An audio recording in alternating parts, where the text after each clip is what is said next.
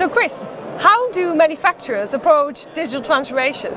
So when we actually did some research with ABI, and we looked at the early adopters bringing in private wireless into their environment. The interesting piece of this that we really try to share with other customers is how they leverage the environment beyond the connectivity.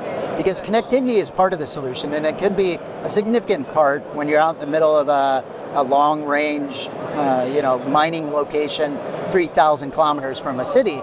But when you get into actually manufacturing, you need to bring those business outcomes to the edge, look at it through the lens of what are we really trying to achieve. It requires devices, requires some edge compute, application sets. So they start looking at it through that lens, and they really want to get this as a platform rather than just connectivity.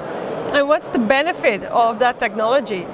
So interestingly, I mean, the obvious ones that you probably hear about, which is sustainability, worker connectivity and change, but they also start getting really beneficial impact when they look at the network and the edge compute and the applications. So that when they start bringing those as automated guided vehicles, for example, around the factory floor, video analytics, inspection, real-time engagement with troubleshooting, those types of things are tremendously impactful because they optimize the environment, because they're trying to get the process improvements into place, but they also see the sustainability. Over half of the customers in that early adoption had a 10% energy savings. That's amazing, especially in the current climate. Yeah. Good. How can Nokia help? What do we provide?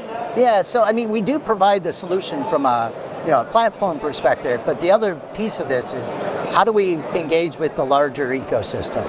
At Hannover Messe, you see all of this massive ecosystem that exists there.